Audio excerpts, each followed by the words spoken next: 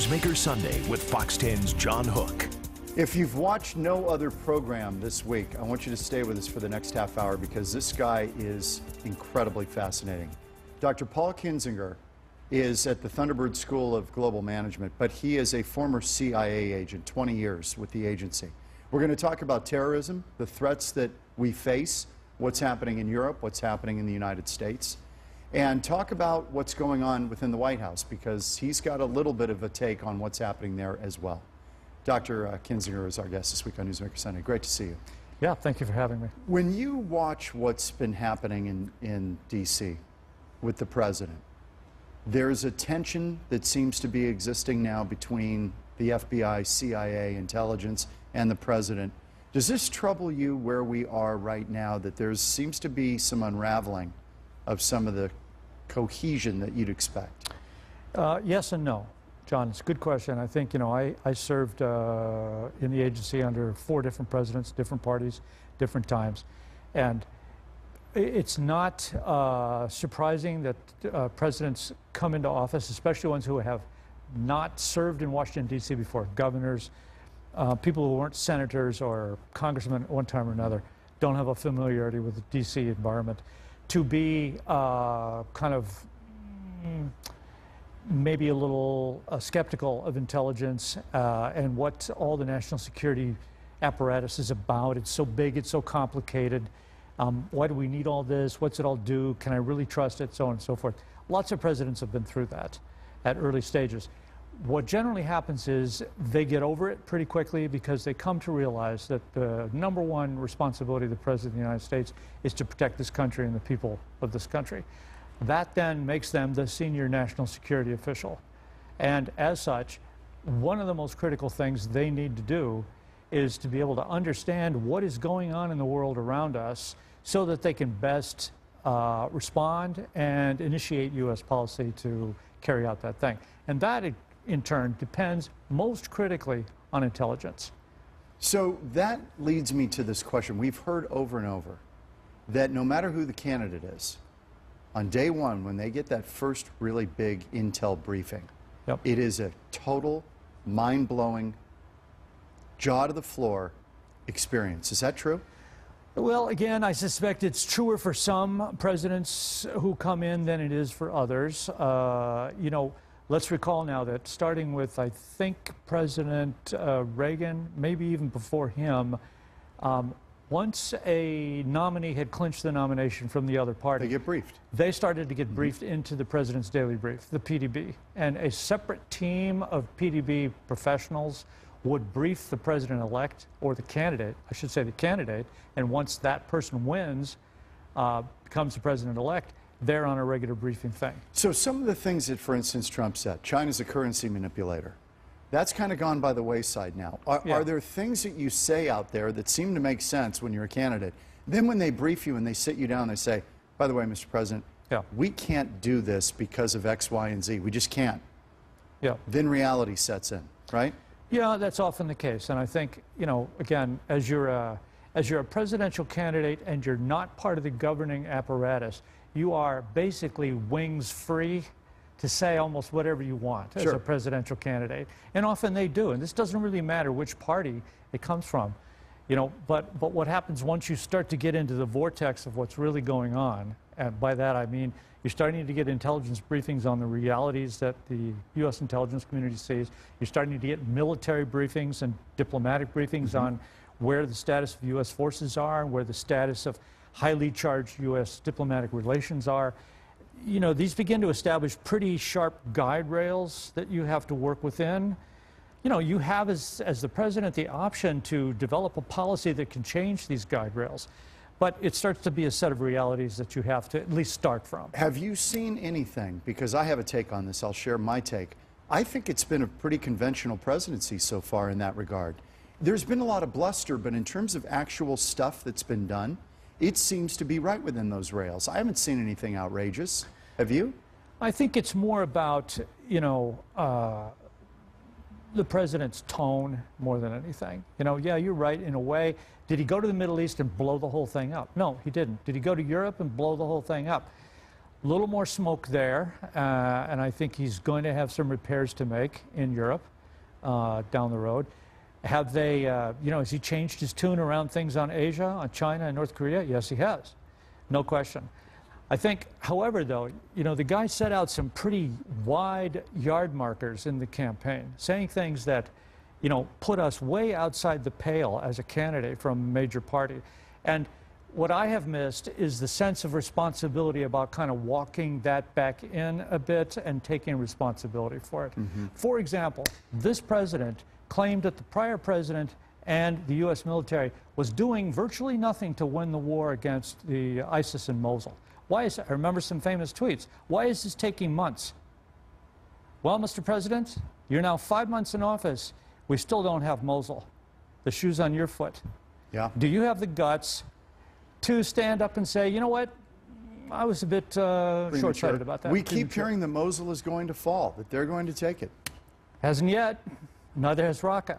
And why hasn't it? Because miracles don't happen like this. There are thousands of people in these cities. And it's urban fighting. It's urban fighting. It's you know, tough. we don't want to slaughter these people. It doesn't happen like a video game. Let me ask you about this stuff with Comey. Now, I know you're CIA, but just, we're in this kind of he said, with what happened. Are you troubled at all that Comey went public with that conversation in the green room with the president that they had? Does it trouble you as a former intelligence guy that an FBI director, even a former FBI director, would go public with that? Not really. Frankly, all the time I worked in Washington, I saw some, I saw intelligence that was extremely highly protected. 6 copies of a document of material that had been collected from spies we had inside the then Soviet Union. 6 copies in paper. Only 3 outside the building, outside CIA headquarters, all in the White House. And yet, part of that story got into the Washington Post. So it is part and parcel of our culture here. It is part and parcel of our... free press? All of those things. It's even more than the free press. To me, it's a broader contract we have in this country that we are about the truth and information getting out. We will battle over what is true and truer and what's not. But to be in the know versus to be in the dark is seemingly more important to many Americans than the opposite. You mentioned Russia, and then I'll move on to terrorism. But Russia, I know you are concerned with, you made some statements in the press, you're concerned with the president's apparent deference to Russia, an area you're very familiar with, and that you think is always dangerous. We shouldn't be making book with these guys. No, I don't think so. And I just, you know, Donald Trump, 71 years old, a total creature of the Cold War and post-Cold War period. Like myself, like the 84 million boomers in this country. Who did desks under, or drills under their school desk. Exactly. Never in our lifetimes have we been conditioned to give Russia / Soviet Union the benefit of the doubt. It's been completely the opposite.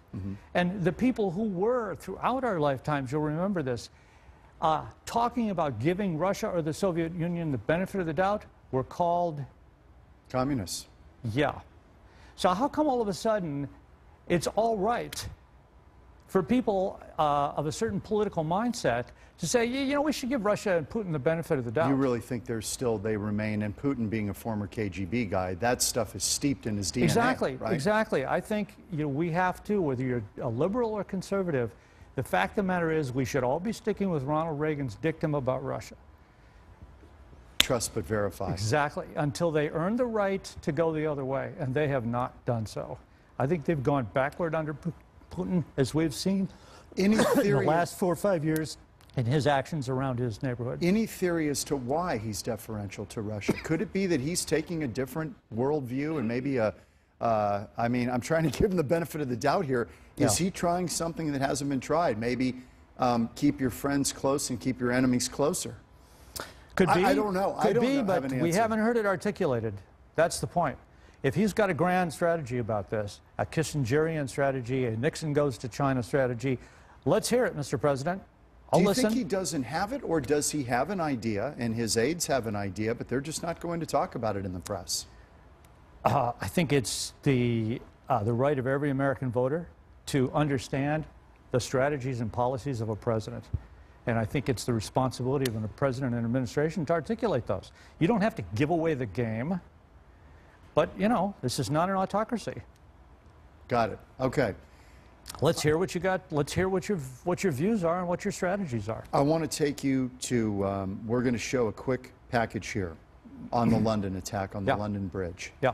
Again, a truck being used as a weapon of mass destruction. Yeah. It wasn't mass destruction, but it was deadly. And then knives being used in a lethal fashion. Yep. It's pretty crude, but it's effective. Take a look and we'll talk about it.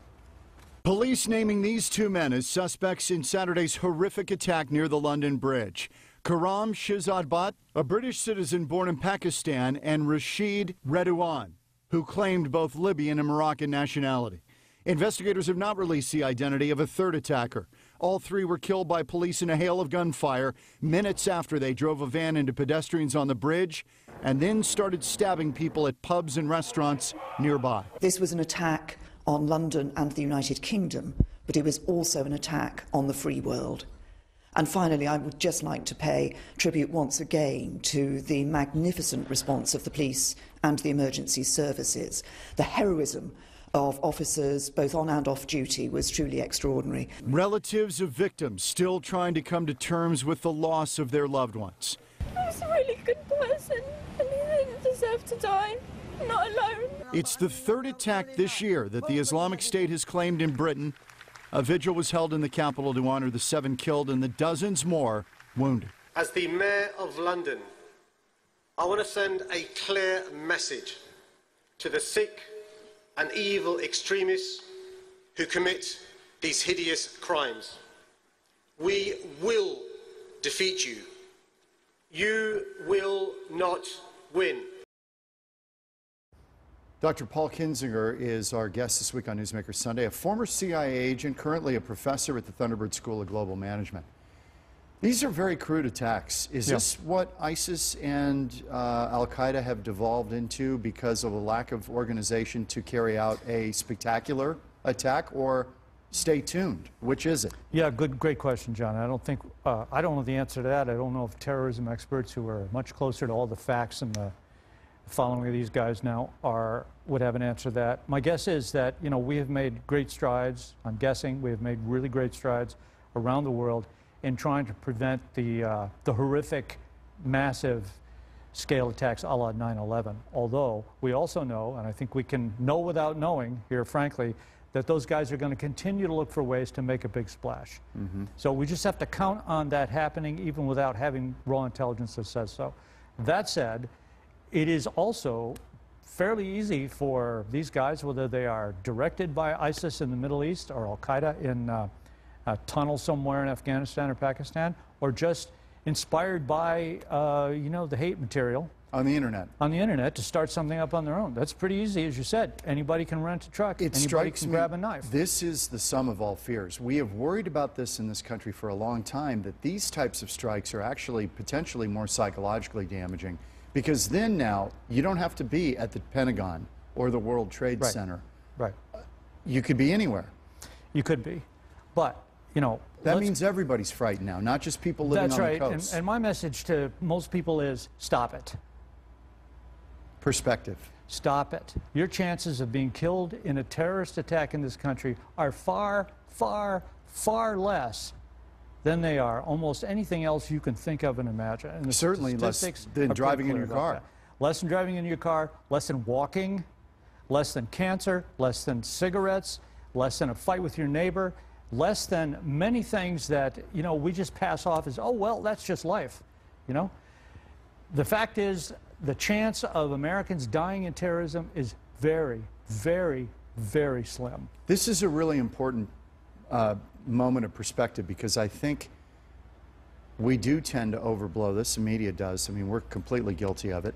And so we play right into their hands with this stuff. Of course. Are we getting to a point where, similar to the Israeli model, we are accepting a certain amount of collateral damage? I hate to use that word, but where the officials, the people in Washington say, we're going to lose some folks every year to this kind of stuff, and there's no stopping it.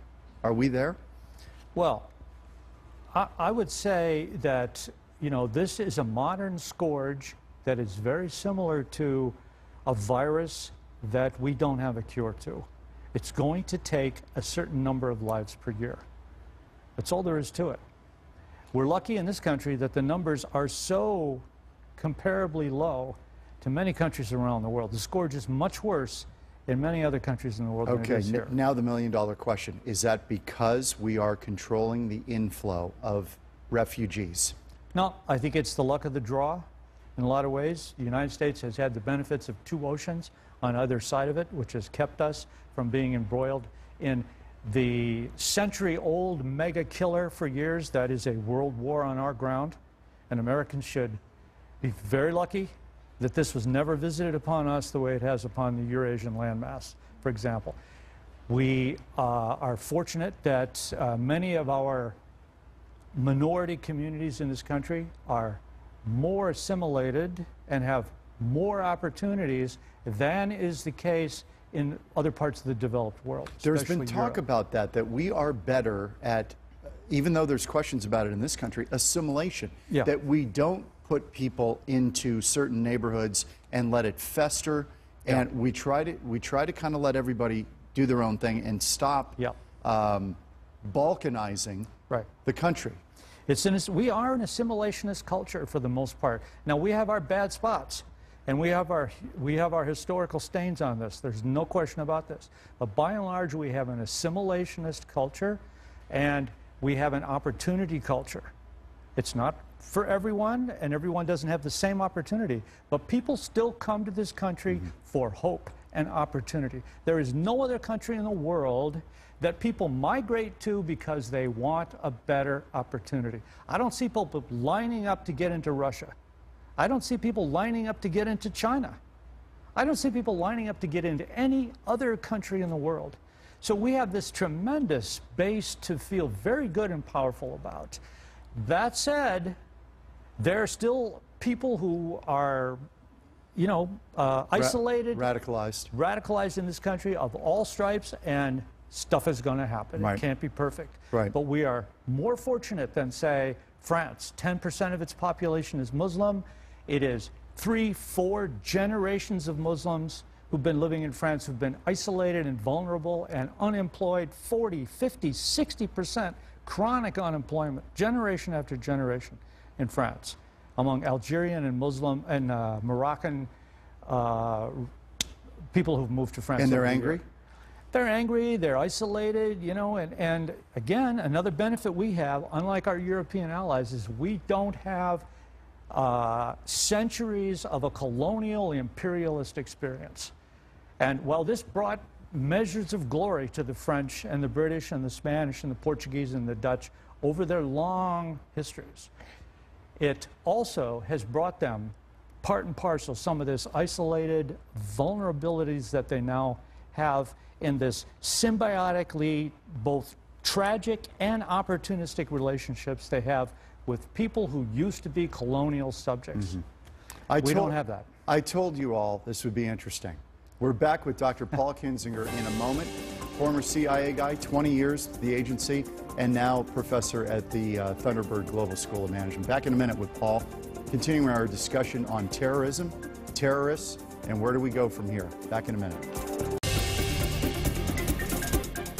Dr. Paul Kinsinger is our guest this week on Newsmaker Sunday. Former CIA agent for 20 years, teaches at the Thunderbird School of Global Management currently. Let's talk about the Trump travel ban, as we've talked about terrorism. He's really made it, he's identified these countries, the same ones Obama identified. The same, what, 8 countries? Is that right? 8 or 9? 6, yeah. 6, 7, 8. 6, yeah. He has taken this position that if we've got to stop this cold immigration here from these countries and travel until we've got a handle on this. You know, a reasonable person could sit here in middle America and take a look at that and say, you know, okay, if it's temporary, I can live with it. I'm okay with it. These are the countries. He's right. Let's figure it out before we just keep letting people in here. What do you think about this? Well, I think it's. I think we need to get a more pixelated view of the reality here. I think it's. You know, the whole construct of a travel ban was a campaign promise. Campaign promises are 100,000-foot level, wide, sweeping statements meant to be very simple so they can translate immediately into, oh, that sounds good. I like that candidate. Into votes. Right. I'm going to build a wall. I'm going to do this. I'm going to do that. We're going to do this. We're going to do that. All these things are easy to say at 100,000-foot level. But when you step back here, you know, first you pointed out that it's not like the United States government has not been monitoring people from these countries already. Of course they have. Ever since 9/11 and probably before. Let's not forget that the age of modern terrorism does not begin in 9/11. Sorry, America. The rest of the world's been dealing with this since 1970s, and most particularly since the Palestinians got into it big time in the late 60s and early 70s as a result of their inability to get any kind of a foothold on the Israelis. I really believe it was the Munich Olympic Games for Americans that was the opening salvo. 1972. Where we thought, a long time ago. Wow. Yeah. So, I mean, it's not like people haven't been thinking about this and doing something about it for a long time. The issue is continuing to tweak, right? Tweak, tweak, tweak. As you find... Can we vet these people appropriately? Is there a way... Some, but, you know, you got to recognize that, okay, so Syria, there are 20 million Syrians. 4 million of them are refugees now. There were 16 million Afghans in the early 2000s. 4 million of them are refugees. These are 20 and 25% of their populations, respectively. Imagine vetting 25% of America. That's 82 million people. How long do you think that would take? That's all you'd be doing. You know, so, and a lot of these folks were rushed from their homes on a midnight express. I got to get out of here. The bad guys are coming, whoever the bad guys are. They've got no papers, I no grabbed whatever I documentation. can. I have documents, or well, I've got documents, but they don't tell you what you need. I mean, think about it. Any Americans dealing with our own government on trying to get Social Security, Medicare, something done, look at all the stuff you have to do. Are we doing it better than the other countries? I suspect we're doing it at about the same rate of success as they are in Western Europe on this. Okay. No question, we're all using the most sophisticated methods possible, and we're exchanging intelligence constantly. The big difference is, to get here from the Middle East, you've got to fly, swim, or boat. To get to Europe, you can walk. Right. And it's a lot closer. One quick thing before we take a break. On the vetting part of this, we keep hearing that every one of these terrorists, especially in London lately, they were all known to authorities. Is it, again, a numbers problem? You cannot track these people? Even if you know they're potentially a troublemaker, you cannot put an agent on them 24/7. Well, so it's two things here, John. I think you've hit that one right in the head. I think there's two things. One is if you're going to live in a liberal democracy, and by that I don't mean liberal versus conservative, I mean there are basic freedom, open freedom, human rights, basic rights we all have as people. Then there has to be decisions around where are those lines going to be drawn. Do you give people the benefit of the doubt or not? The second thing is, and I use this example a lot, if you think you can create a complete police state that will work, I tell you that existed in something called East Germany, where every other person was watching somebody else. And where's East Germany today? That's a great point. Paul Kinsinger is our guest on Newsmaker Sunday. Final thoughts in a moment. Final moments with Dr. Paul Kinsinger, former CIA agent for 20 years, teaches now at the Thunderbird School of Global Management. We're talking terrorism and security. Should Americans on balance be concerned, or do you think we've made a lot of progress since 9/11? I think there's no question we have made a lot of progress. The number of things the United States government and others around the world have prevented would probably boggle the minds of average American citizens. We don't hear about it, of course not, because you're not going to give away how you did this. That's like a free shot on goal for the bad guys. Why would you do that? Okay, 15 seconds. If somebody is concerned about traveling, is that an unwarranted concern to travel to Europe? Yes. We travel to Europe all the time. I've been to Paris 3 times in the last 6 years. I've been to London 4 times in the last 8 years. Pack up and go. I'm no more concerned about London and Paris than I am about Phoenix. Good to see you, Doctor. Appreciate it. Great. My pleasure. We'll see you next week on Newsmaker Sunday.